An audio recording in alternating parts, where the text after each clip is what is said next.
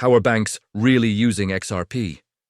It's a huge question in the crypto space, and the answer isn't what you might expect.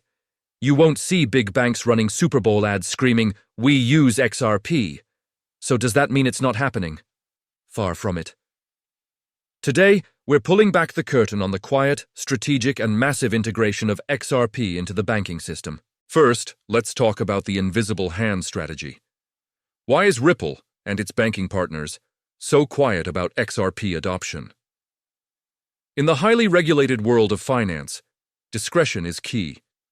Think about the technology that powers your credit card swipes or stock trades like Swift or VisaNet.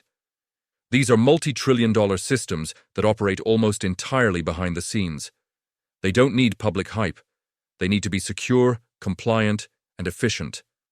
XRP is being positioned as a next-generation financial utility, not a consumer brand. For a bank, adopting a new technology like this is a strategic advantage. Advertising it would be like showing your competitors your playbook. The goal isn't to create public buzz, it's to gain a competitive edge in speed and cost. So, a lack of loud announcements is actually a feature, not a bug. It's the hallmark of a serious financial tool being integrated at the highest levels. So if we can't rely on press releases, where do we look for proof? We unmask the filings.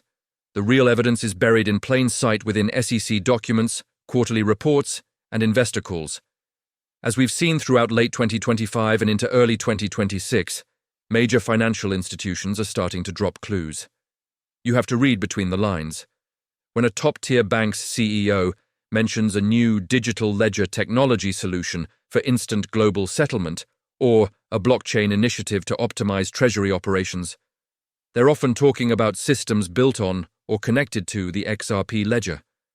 For example, in a recent Q4 earnings call, a major European payment provider explicitly mentioned a pilot program with a fast-settling digital asset to reduce pre-funding costs in emerging market corridors. The specifics point directly to XRP's core use case.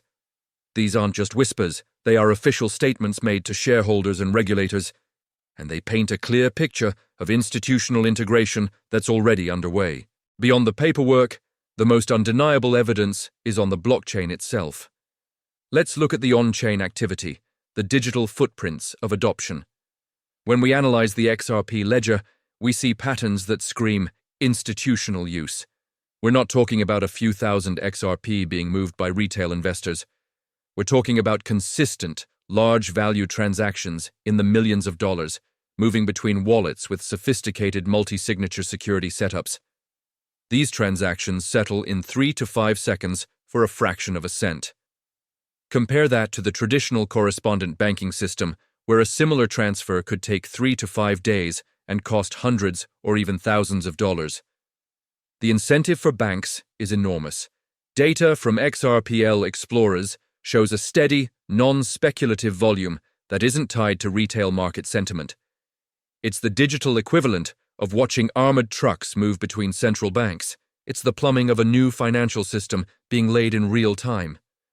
And this goes far beyond just simple cross-border payments through RippleNet. The ecosystem is evolving.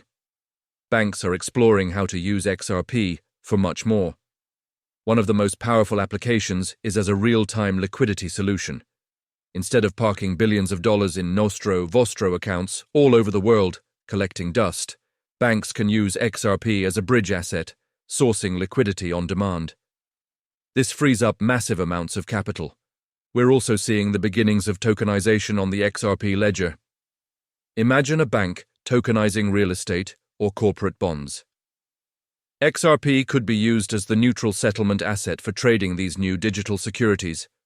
Furthermore, with the regulatory clarity that came after the landmark SEC case resolution in 2025, institutional comfort has skyrocketed. This has opened the floodgates, not just for direct XRP use, but for other platforms to use XRP as a bridge between different blockchains, further cementing its role as a core piece of financial infrastructure. So what does this all mean for the future of finance?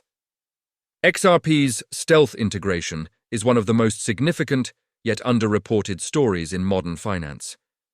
This quiet adoption is systematically addressing the multi-trillion-dollar problem of cross-border payment friction. The long-term implications are staggering: reduced costs for businesses and consumers, increased global trade efficiency, and a more inclusive financial system. This isn't a slow burn that might fizzle out. The economic incentives are too powerful. The quietness is a sign of its profound success. It signals that XRP has graduated from a speculative asset to a functional utility embedded within the very system it was designed to improve. We are witnessing a quiet revolution, not with loud protests, but with silent, efficient lines of code and ledger entries. The real question isn't if banks are using XRP, but how quickly this behind-the-scenes integration will reshape our entire global economy. Quiet adoption is not a weakness. It's the hallmark of real institutional success. When banks and payment giants fully integrate XRP for trillions in daily volume, cross-border plus RWA settlement, they won't announce it with fanfare. They'll simply use it. The efficiency gains, seconds versus days, fractions of a cent versus 1 to 3%, and regulatory alignment will compound silently until XRP becomes infrastructure, not an asset people speculate on. This slow-burn revolution reduces global banking friction, unlocks liquidity, and lowers costs for everyone. Exactly what XRP was designed for. The next time someone asks why XRP isn't loud, remember, the biggest moves in finance are rarely the noisiest. If this breakdown shifted your perspective on XRP's quiet strength, smash like, subscribe, and turn on notifications.